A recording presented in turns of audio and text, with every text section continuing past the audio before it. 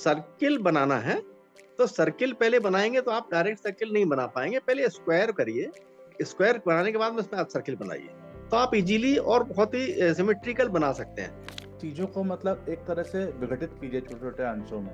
आपको जब आप पढ़ते हैं टॉपिक्स को छोटे छोटे हिस्सों में तोड़ने की कोशिश कीजिए। एकदम ये सही है। चीज़ें आर्ट में भी अप्लाई होंगी आपकी, ये आपकी सेल्फ स्टडी में भी अप्लाई होंगी, और जब आप कभी जॉब करने जाएंगे तो आपको ये पता चलेगा कि हाँ, ये वहाँ पे भी अप्लाई होती है। हम यही देखते हैं आजकल बच्चे ज्यादा राइटिंग वर्क करते नहीं है। कोई चीज लिख करके जितने अच्छे तरीके से याद हो जाती है तो वो हमको रटने से याद नहीं होती है। उसको आप पढ़िए, कम से पूरा पेज पढ़िए, उसमें से आप 30-40 लाइनें आपने पढ़ी तो कम से कम 10 लाइनें आप मन से लिखिए। कई बार बच्चे परफेक्शन को चेस करने के चक्कर में अपने जो बेस्ट चीजें कर सकते हैं सभी चीजों को साथ लेके उससे चूक जाते हैं।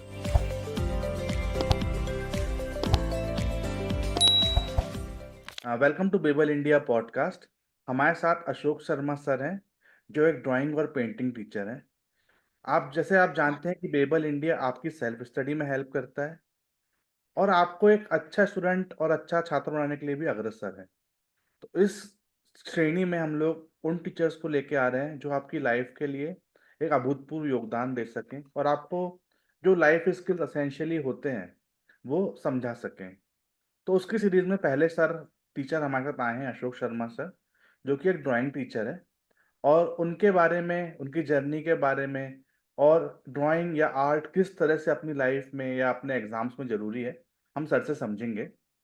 तो एक ब्रीफ इंट्रोडक्शन सर का हम पहले ले लेते हैं। सर, हम आपकी जर्नी के बारे में और आपका इंट्रोडक्शन जानना चाहेंगे, ये हमारे सभी छात्रों के लिए। Good evening everyone. बहुत खुशी हुई आपने मुझे संपर्क किया और बहुत ऑनर महसूस कर रहा हूँ अपना। आर्ट का नाम लिया है तो आर्ट तो डेफिनेटली खास तौर से मेरे मन में जिंदगी का एक बहुत बड़ा एक अंश है और अभी तक रहा और आगे भी रहने वाला है। डेफिनेटली मेरा नाम अशोक शर्मा है और मैं actually fine arts college Gwalior से मैंने अपना पेंटिंग का डिप्लोमा कंप्लीट किया, जो कि मध्य प्रदेश में 4 ही कॉलेज होते हैं, जिसमें कि एक ग्वालियर भी एक फाइन आर्ट्स कॉलेज का एक कॉलेज है। और मैंने 1985 में मैंने इसको कंप्लीट किया और मध्य प्रदेश में सेकंड रैंक पर मैंने उसमें रहा था अपने कॉलेज लाइफ में। तो तभी 1981 से इसमें फील्ड में आ गया मैं। पेंटिंग का शौक मुझे शुरू से था। जब मैं साइंस एंड मैथमेटिक्स का स्टूडेंट था 11th क्लास तक, और मेरी रुझान था और साथ में मैं ड्राइंग उसके केमिस्ट्री एंड फिजिक्स के अच्छे बनाया करता था। मुझे ऐसा लगता है कि पहले से ही मेरे अंदर वो चीज रही होगी, तभी मैं इसमें आगे आ पाया हूँ। मैंने एडमिशन लिया, 20 सीट हुआ करती थी उसमें। मैंने कंपटीशन दिया, उसमें मेरा सिलेक्शन हुआ और आगे लाइफ एज ए पेंटिंग और एक मेरी वास्तव में जो जीवन का बहुत भरपूर आनंद लिया मैंने इसमें। सर, तो आप हमें इस पर एक्सप्लेन करेंगे कि आर्ट स्टूडेंट्स की लाइफ को किस तरह से इम्प्रूव कर सकता है, थोड़ा सा। एक्चुअली और सभी के लिए आर्ट तो एक आर्ट खास तौर से देखा जाए तो हर एक के जीवन का एक पार्ट है। चाहे तो वो आर्ट के रूप में, पेंटिंग के रूप में हो, या बात करने के तरीके में हो, आपके ड्रेसिंग सेंस के रूप में हो, और चाहे कोई भी एक आप जिसको आप अपने जीवन में उपयोग करते हैं, हर एक में आर्ट है। और हर एक चीज में आर्ट को देखना चाहिए इंसान को। और मैं सोचता हूँ कि आप कोई भी एक पत्थर का नमूना ले लीजिए जो आपके रोड पर पड़ा हुआ है, उसमें भी एक बेहतरीन आर्ट हमको महसूस होती है, दिखती है। यदि हम चाहें तो मैं अपने दृष्टिकोण से सोचता हूँ, मान लो वो एक मछली का रूप में है, या किसी को वो कछुए के रूप में दिखाई देगा, या तीसरे व्यक्ति को वो बर्ड के रूप में दिखाई देगा, तो डेफिनेटली अपना अपना एक व्यू है, अपना एक ना सोचना है कि उसको आप किस तरह से देखते हो और किस तरह से उसको अ, पसंद करते हैं। तो मैंने भी हर चीज में अपना एक आर्ट का देखा है और हर चीज में फील्ड में किया है। और मेरा मुझे बहुत सौभाग्य रहा कि भारत भवन भोपाल हमारा जो पूरे इंडिया का बहुत बड़ा एक हब है, जिसमें मैंने उसका योगदान दिया। जब उसका कंट्रीब्यूशन हो रहा था पूरे मध्य प्रदेश से, तो मैंने उसमें एक भागीदार था, एक artist, as a student college में था मैं। और उसमें जाकर के उसको हमारे डायरेक्टर जगदीश स्वामीनाथन बहुत बड़े आर्टिस्ट हैं, थे पहले, अभी नहीं है खैर। उन्होंने हम लोग को मौका दिया था कॉलेज से, उसमें 5-6 स्टूडेंट को सेलेक्ट किया गया था 1981 में। और बाद में इंदिरा गांधी जी द्वारा जो है हम लोगों को सम्मानित भी किया गया था ताम्र पदक से। और बहुत एक अच्छे क्षण थे वो, बहुत जीवन में अ, हमेशा याद रहने वाले हैं। एक चीज मैं और बोलना चाहूंगा, मतलब जैसे हमारे यहाँ इंजीनियरिंग या डॉक्टरी के लिए पेरेंट्स का काफी फोकस रहता है, और आर्ट्स फील्ड बहुत सारे स्टूडेंट नहीं भी जा पाते हैं, या तो पारिवारिक कारणों की वजह से, या उनके क्या बोलते कैरियर में ग्रोथ नहीं दिखने की वजह से। तो उन जी, स्टूडेंट के लिए आपके पास क्या एडवाइस रहेगी? वास्तव में जो बच्चे आर्ट कर लेते हैं उस फील्ड में नहीं जा पाते, तो डेफिनेटली बच्चे को अपना एक शौक के रूप में रखना चाहिए हम्म। उसको। हम पढ़ते पढ़ते बोर हो जाते हैं, अपना समय निकालना चाहिए उसमें। समय निकाल करके थोड़ा उसमें आपका मूड फ्रेश हो जाएगा, और थोड़ा वक्त उसमें देंगे तो आपको और ज्यादा खुशी होगी अपने पढ़ाई स्टडी में भी, और ज्यादा अच्छे से अध्ययन कर पाएंगे, और ड्राइंग भी साथ में चलती रहेगी। और खासतौर से बच्चे जो इस फील्ड में पढ़ते पढ़ते भी यूज करना चाहें तो अपने को ड्राइंग बनाएं, और ड्राइंग बना करके अपना एक शो भी दे सकते हैं, ग्रुप शो में भी आ सकते हैं। ये सभी के लिए फ्री खुला रहता है, हर एक व्यक्ति के लिए, चाहे छोटा बच्चा हो, चाहे 10 10 साल का हो, चाहे 12 साल का, 15 साल का, या कॉलेज का हो, या कि उससे बड़ा भी हो। हर व्यक्ति के लिए फील्ड खुली हुई है। और आज के समय में तो डिजिटलाइजेशन होने से हम अपने कई सारे माध्यम हैं उसमें अपना प्रेजेंटेशन दे सकते हैं, और बहुत सारी अपनी क्वालिटी को डेवलप कर सकते हैं, दिखा सकते हैं लोग। सर का भी यही कहना है कि आप लोग अगर कोई आर्ट करते हैं तो आपको वो छोड़ना नहीं है, धीरे धीरे छोटा छोटा करते रहिए, धीरे धीरे आपको कभी ना कभी ग्रोथ मिलेगी। सही बात है ना सर? बिल्कुल एकदम सही है, एकदम सही। कई बार क्या होता है ना, कई स्टूडेंट्स बहुत ज़्यादा मैथमेटिक्स या साइंस को पसंद करते हैं। आ, अगर किसी का इंटरेस्ट आर्ट फील्ड्स में नहीं है, तो जी, उनको इस चीज़ पे क्यों ध्यान देना चाहिए? आर्ट फील्ड में इंटरेस्ट नहीं है तो देखा जाए तो भाई आपके फिजिक्स में, केमिस्ट्री में जो भी आपके डायग्राम्स हैं, उसको आप और ब्यूटिफिकेशन से बना सकते हैं, और उसमें आपको एक स्पेशल अलग से मार्क्स मिल सकते हैं। पूरा पूरा उसके हर पेपर में आपको कोई डायग्राम बनाने को आते हैं, उसमें अच्छे से बनाएंगे तो डेफिनेटली जहाँ 10 नंबर का होगा तो आपको, जहाँ 6 मिलते होंगे तो आपको 8 मिल सकते हैं, 10 भी मिल सकते हैं। बात भी और सही। बहुत खूबसूरती से बना सकते हैं, उसमें आपको फायदा ये होगा कि आपको नंबर अच्छे आएंगे उसमें। और विषय भी आपका अच्छा हो जाएगा, उसको बार बार बनाएंगे तो आपकी एक्सपीरियंस उसको आगे डेवलप कर सकते हैं। हाँ, इसमें एक्चुअली मैं भी अपना थोड़ा अनुभव जोड़ना चाहूँगा कि जब आप एज अ आर्ट चीज़ें सोचते हैं, तो आपको वो सोचने का भी एक नया माध्यम देता है। तो जब आप एज अ आर्ट चीज़ें करने जाएंगे, आप बहुत नॉर्मल साइंटिफिक काम कर रहे हैं, जैसे प्रोग्रामिंग या फिर डिज़ाइन, सिस्टम डिज़ाइन, या फिर जैसे आप कोई सिस्टम अपने स्पेस क्राफ्ट का पार्ट बना रहे हैं। तो जी, स्पेस क्राफ्ट का बहुत सारा पार्ट आपका ऑरिगेमी से बनता है, जो कि पेपर फोल्डिंग का आर्ट है। तो एब्सोल्युटली सही है। वो आपको एक थोड़ा-सा माध्यम देता है समझने का चीज़ों को, और हम्म, जैसे आप चीज़ों को अच्छे से लिख सकें, पढ़ सकें, उससे बेटर कभी भी एक पिक्चर आपको चीज़ अच्छा समझाएँगी। तो आप ये चीज़ें भी ध्यान रखें कि एक picture, one picture speaks more than 1000 words. So ये फिनोमिना आप जब अपनी पढ़ाई में या जीवन में अप्लाई करेंगे, तो आपको पाएँगे कि ये सच बात है। ये मैंने भी बहुत एकदम अप्लाई सही किया और बात मुझे भी लगा कि ये बात सच है। तो ये मैं आप लोग से है। बिल्कुल शेयर करना चाहूँगा। बहुत बढ़िया। ऑरिगेमी ऑरिगेमी बहुत अच्छा माध्यम है, और बच्चे उसको जो है पेपर, डिफरेंट कलर के पेपर लेकर के अपने ज्योमेट्रिकल शेप्स दिखा सकते हैं, और बहुत अच्छा कोलाज बना सकते हैं, हुँ, और ज्योमेट्रिकल शेप दे करके बहुत अच्छा एक कंपोजिशन बना सकते हैं। कुछ हाँ। नहीं है, आपको कुछ भी उसको आपको पेस्ट लेना है, उसको अपने फेविकॉल से या चिपकाने के माध्यम से चिपकाना है, और बहुत सुंदर तरीके से उसको आप ओरिगामी को कर सकते हैं, और उसमें बहुत सारे आकृतियां बना सकते हैं पेपर के माध्यम से, बहुत सुंदर सुंदर बना सकते हैं। बच्चे करते हैं, हमारे काफी करते इंजीनियरिंग में बहुत सारा आर्ट इन्वॉल्व होता है, जो आपको मतलब आप सोचोगे तो आर्ट नहीं है, पर आप करोगे तो आपको लगेगा कि काफ़ी सारी चीज़ों में आर्ट है। सेम हैं। चीज़ बिल्कुल, डॉक्टरी बिल्कुल। में भी है, चीज़ों को समझना, चीज़ों में अपना जो आपने पढ़ लिया उसको अप्लाई करने का एक बहुत अच्छा तरीका आर्ट आपका माध्यम हो सकता है। एक चीज़ मैं और पूछना चाहूँगा सर आपसे कि हमारा बहुत ज़्यादा फ़ोकस स्टूडेंट्स की सेल्फ स्टडी पर है कि वो सेल्फ स्टडी करें, सेल्फ स्टडी से चीज़ें डेवलप करें, अपने आप को आगे बढ़ाएँ और कॉम्पीट कर सकें लोगों से। तो सेल्फ स्टडी के प्रति क्या पर्सपेक्टिव रहना चाहिए आपके हिसाब से?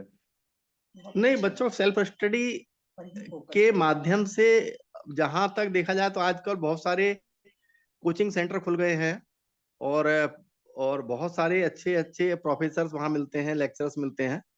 लेकिन सेल्फ स्टडी अपनी जगह पर एक वास्तव में बहुत बड़ा माध्यम है और हम उसको अपने बखूबी टाइम दे करके और हम उसको रिवाइज कर सकते हैं। सेल्फ स्टडी करने से बहुत सारे फायदे हैं और उसमें आपको खुद ही घर बैठ करके बहुत सारे रेफरेंस बुक्स देख करके और ये सब देख करके हम उसको अप और सब्जेक्ट को और अच्छा कर सकते हैं। ये बात सही है, सेल्फ स्टडी एक बहुत बड़ा पार्ट है। कि हम दूसरे टीचर के डिपेंड ही ना रहें, हम अपने सेल्फ डिपेंडेंट बने और कब तक हम किसी ट्यूटर के, प्रोफेसर या किसी कोचिंग के सपोर्ट में काम करेंगे, तो ये कब तक कर सकते हैं और खर्चा भी उसमें होता है डेफिनेटली उसमें बात है सर। आपको जाकर के उसमें खर्चा भी देना पड़ता है, इतना अवेयर नहीं कर पाते सब लोग। मैंने देखा है कई आर्टिस्ट लोगों की भी कुछ सेल्फ स्टडी टेक्निक्स होती हैं, जैसे वो कुछ ड्रॉ कर रहे हैं, तो ऐसे किसी को एक हॉर्स की पेंटिंग बनानी है, तो वो कई दिनों तक अलग अलग घोड़ों को बनाएगा और फिर वो उस अपनी पेंटिंग में उन चीज़ों को इंटीग्रेट करेगा कि वो ताकि एक प्योर फिजिकल पिक्चर प्रॉपरली बन के आ सके।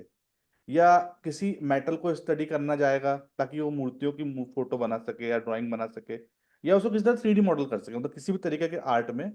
तो उस आर्ट के अलाइन सेल्फ स्टडी जो है सर, उसके बारे में कुछ प्रकाश डालना चाहेंगे आप?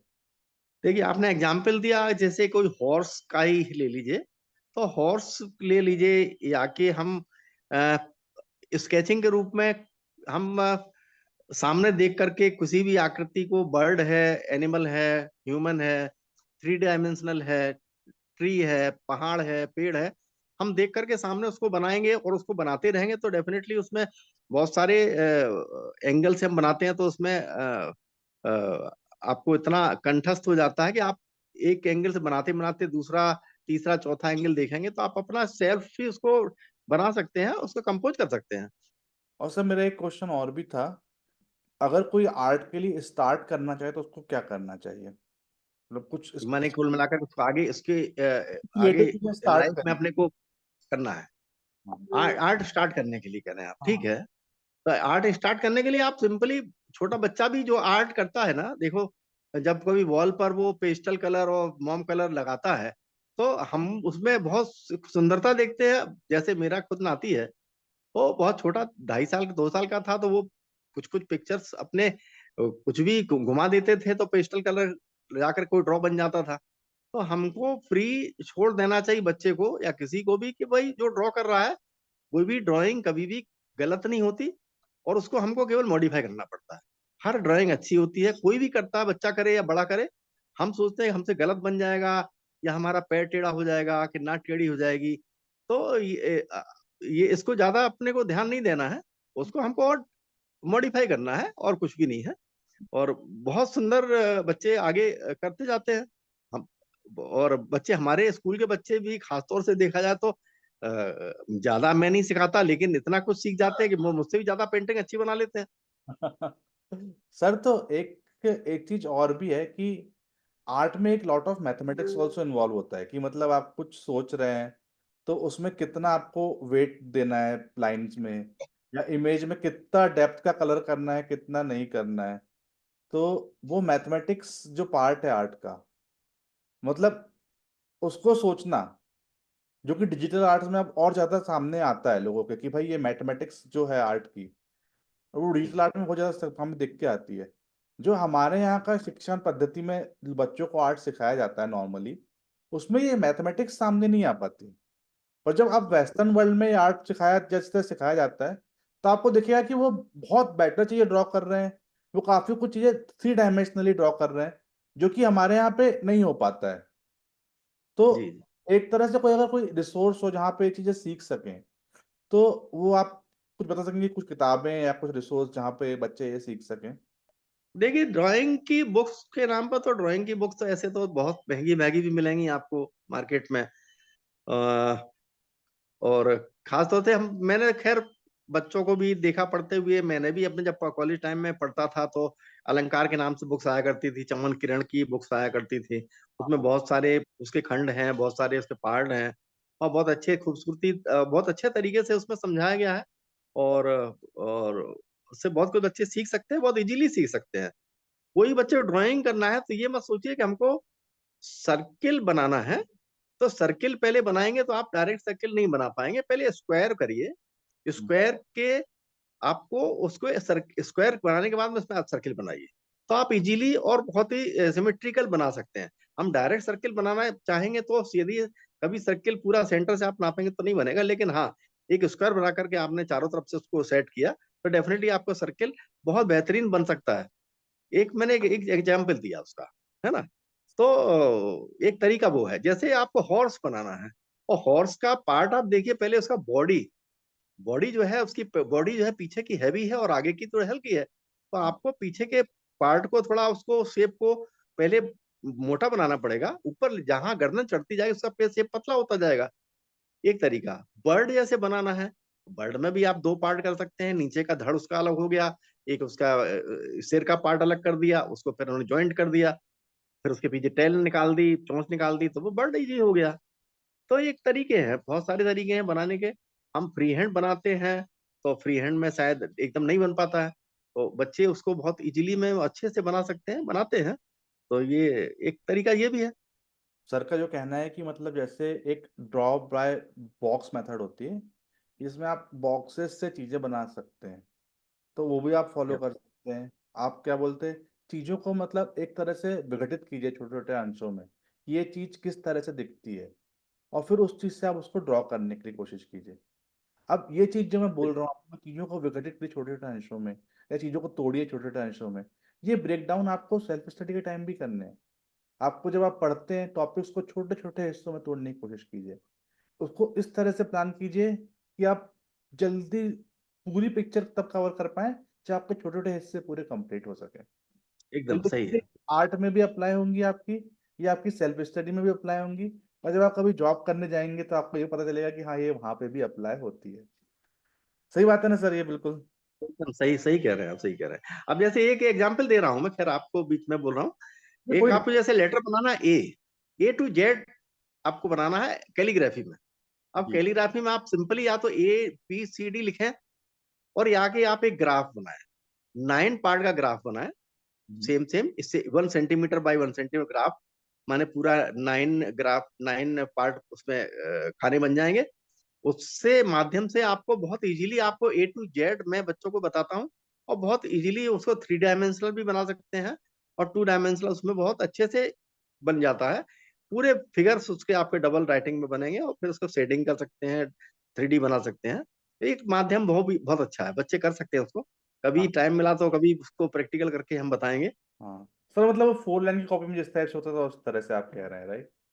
हाँ, 4 लाइन कॉपी कह सकते हैं, या कि आपकी सिंपली जो 2 लाइन कॉपियां होती हैं उसमें ही आप उसमें ग्राफ डालिए, उसी में ही सेम बराबर बराबर 9 ग्राफ, 9 पार्ट उसके कर लीजिए, माने 3 खाने ऊपर, 3 बीच में, 3 नीचे, सेम बराबर बराबर।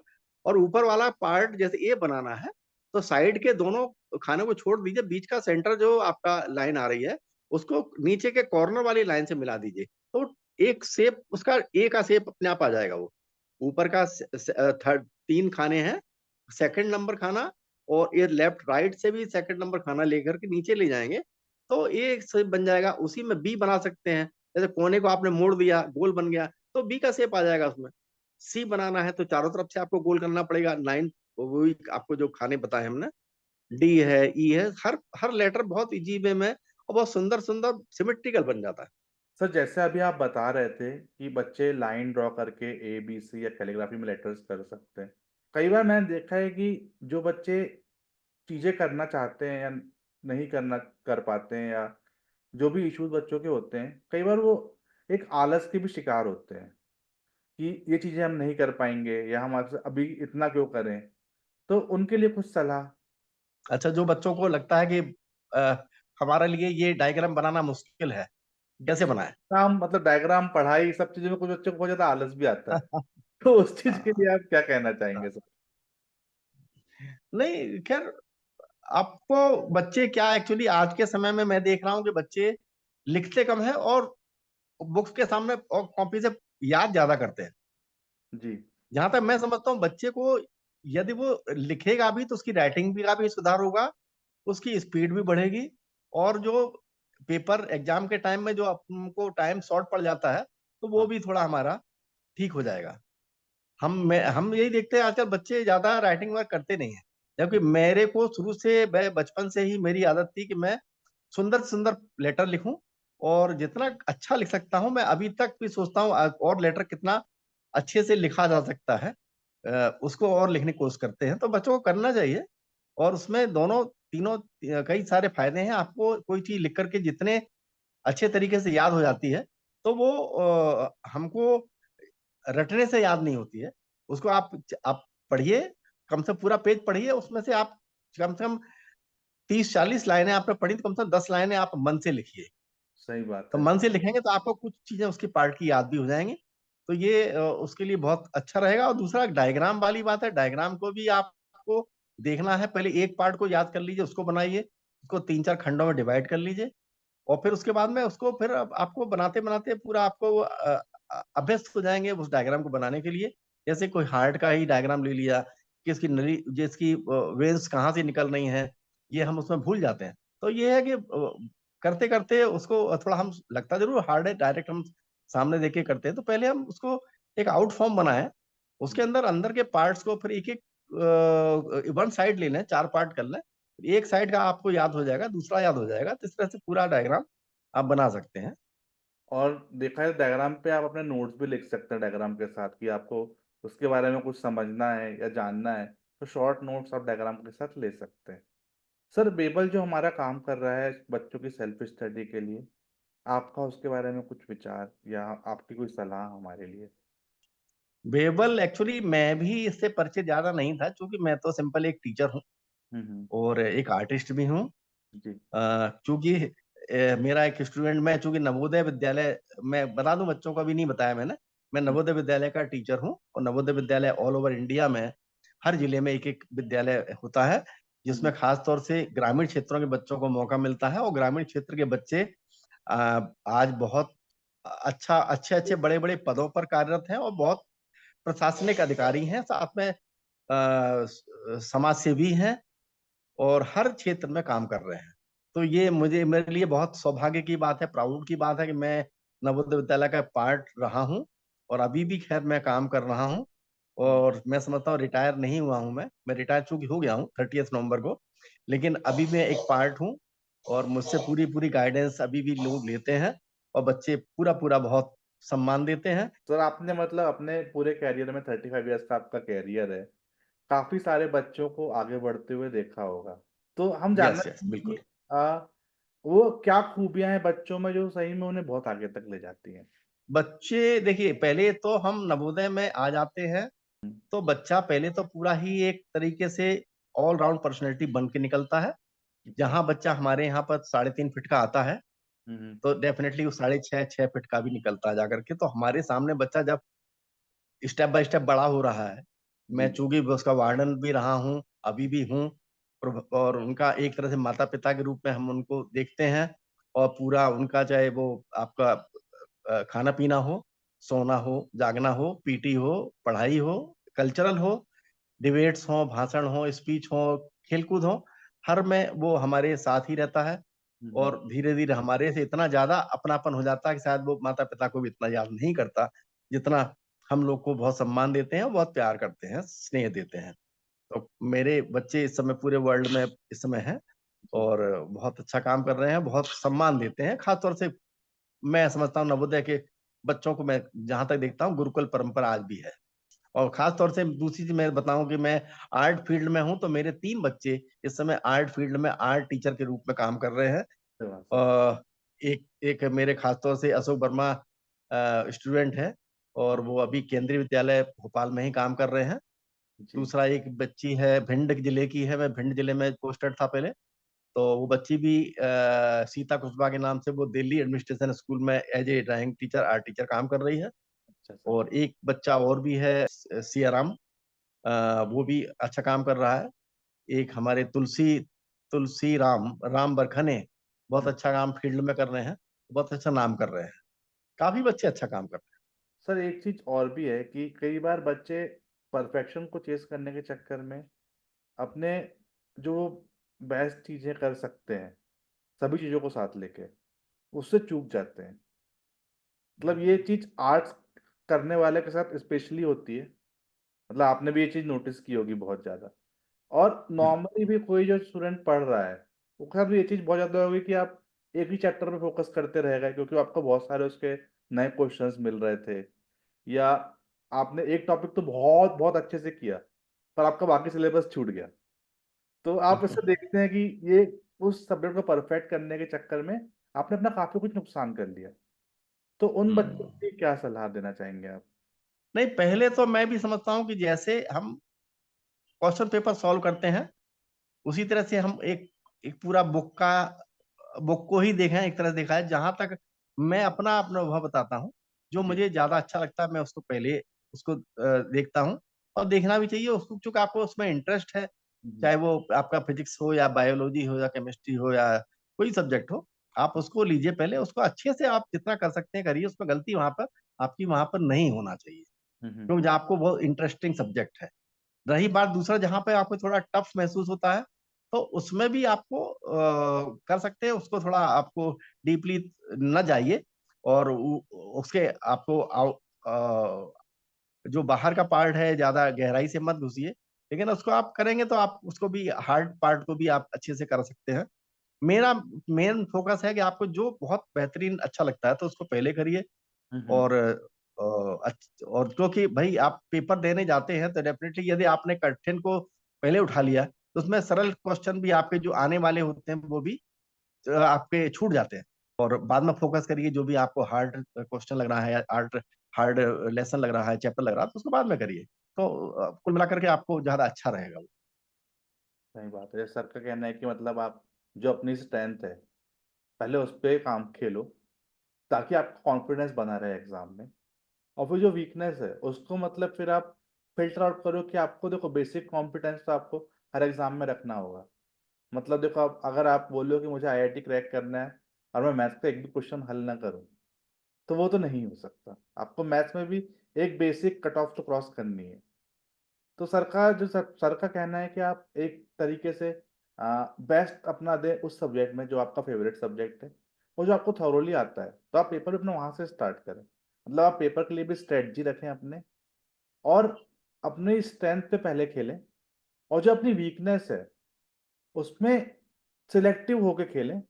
बट इतना कॉम्पिटेंस डेवलप करें कि वहां पे भी आप कट ऑफ के ऊपर आए ताकि आपका एग्जाम निकले और आपकी जो लाइफ में ग्रोथ होने वाली है उसमें आप आगे बढ़ें। कई बार क्या होता है बच्चे एक क्वेश्चन पे परफेक्ट करने के चक्कर में फंस जाते हैं और काफी सारा टाइम अपने एग्जाम को गंवा बैठते हैं। तो जितना हो सके आप मॉक पेपर्स करें ताकि आपको इसका भी प्रैक्टिस रहे कि आपको क्वेश्चंस पे इमोशनल नहीं होना है। आपको मतलब सोचना है और वो सबको सॉल्व सॉल्व करने की कोशिश करनी है। सर और एक क्वेश्चन, ये लास्ट क्वेश्चन है अपने पॉडकास्ट का। एक आर्ट और कॉम्पिटिटिव एग्जाम में आपस में क्या लिंक हो सकता है? आर्ट और कॉम्पिटिटिव एग्जाम में, जी। नहीं, आप हर सब्जेक्ट को एक आर्ट रूप में लीजिए। जी। अब आर्ट आर्ट जैसे आपको अच्छा लगता है तो आप उसको इतना प्रेशराइज मत रखिए अपने को सब्जेक्ट को। आप उसको एंजॉय करके पढ़िए। और खासतौर से आप लगातार पढ़ते रहते हैं तो आपका उसमें क्या है कि माइंड भी आपका पच जाता है। जी। आप बीच में रेस्ट लीजिए, थोड़ा उसको रिलैक्स रहिए, म्यूजिक सुनिए, आप ड्राइंग करिए। थोड़ा आपको जो अच्छा लगता है उसको वो म्यूजिक सुन सकते हैं, ड्राइंग कर सकते हैं। या थोड़ा आप अपने छत पर जाकर के थोड़ा बाहर अपने पेड़ पौधों को देखिए और नेचर को देखिए। तो इससे आपको बहुत रिलैक्स होगा। लगातार पढ़ना भी एक तरह से देखा जाए तो अच्छा नहीं है। आप जी। 1 घंटे पढ़िए, 1.5 घंटे पढ़िए, उसके बाद थोड़ा रेस्ट लीजिए, 5 मिनट का, 10 मिनट का, थोड़ा जा करके थोड़ा तो ज्यादा अच्छे से आप उसको कर सकते हैं। सही बात। सर का कहना है कि जैसे आप लोग अपने दिमाग को लगातार यूज करते रहेंगे पढ़ाई में तो वो चीज़ भी आपको बहुत ज़्यादा बेनिफिट नहीं दे पाएगी। तो बेटर थोड़ा सा आप रिलैक्सिंग काम कीजिए अपने बीच में। पढ़ाई के बीच में उस तरह के ब्रेक डिसाइड कीजिए कि आप रिलैक्सिंग काम कर सकें और फिर उसके बाद पढ़ाई को आगे लीजिए। सर और एक और चीज है कि आर्ट आपका कंसंट्रेशन ही बहुत ज्यादा डेवलप करता है, जो कि मतलब हर जगह काम आता है आपकी लाइफ में। तो उसके बारे में कुछ बोलना चाहेंगे सर आप, कंसंट्रेशन के बारे में? कंसंट्रेशन, नहीं, कंसंट्रेशन के लिए अब बहुत सारे तरीके हैं। अब जी। आज जैसे जैसे मैं अपना अपने बेटे का एग्जांपल लूं। बच्चा 12th में किया, साइंस एंड मैथमेटिक्स से किया। हम्म। वही मेरी बेटी थी, तो उसको नो डिस्टरबेंस चाहिए था। जबकि बेटे को क्या चाहिए था, थोड़ा म्यूजिक बजता रहे, वो याद करता रहता है। तो ये अपने अपने तरीके हैं। अब आप कंसंट्रेशन बनाने के लिए या तो आप चुपचाप बैठ करके एकांत में पढ़िए, और या कि फिर कभी थोड़ा सा हल्का सा साउंड बजता रहेगा, तो वो आपको मन में और अच्छे से याद होता है। तो जी। कुल मिलाकर के अपना अपना तरीका है। एक तरीका खोजिए जिससे कि आप ज्यादा कंसंट्रेशन बना सकते हैं।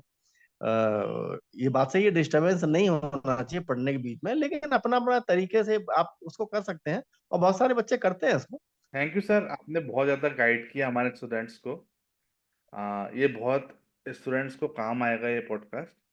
और कई बार स्टूडेंट्स जो कॉम्पिटिटिव एग्जाम के लिए पढ़ रहे हैं, जो आर्ट्स की तैयारी कर रहे हैं, जो अपनी लाइफ में आगे बढ़ना चाह रहे हैं, हर किसी को ये पॉडकास्ट एक बार देखना चाहिए, ताकि उनको समझ में आए कि एक आर्ट की तरह किस तरह सोचना है और किस तरह अपने आप को एक प्लान के तहत आगे बढ़ाना है। और बेबल भी as a app, as a company, as a friend आपके लिए यही करने की कोशिश कर रहा है कि आप चीज़ें प्लान करके चलें, एग्जाम में आप तैयार होके जाएं और हमेशा आगे बढ़ने की तरफ अग्रसर हों। हम ऐसे और पॉडकास्ट लाते रहेंगे आपके लिए, from the mentors, from the people who qualifying the exam, and also like some of the students who are working with Babel as volunteers, so that आपको एक आइडिया मिले कि किस तरह से आपको अपनी लाइफ में आगे बढ़ना है, किस तरह से आपको ग्रो करना है। Thank you very much sir. Sir आपका बहुत बहुत धन्यवाद, आपने बहुत अच्छा पॉडकास्ट दिया हमारे बच्चों को, और उनको बहुत ज़्यादा ये चीज़ें काम थैंक आएंगी। यू, बहुत बहुत धन्यवाद। आपका भी बहुत बहुत आभार। आपने हमको अपने प्लेटफॉर्म पे लाने का मौका दिया, और आगे भी आप उम्मीद है आप जुड़ते रहेंगे। बहुत बहुत धन्यवाद। Thank you.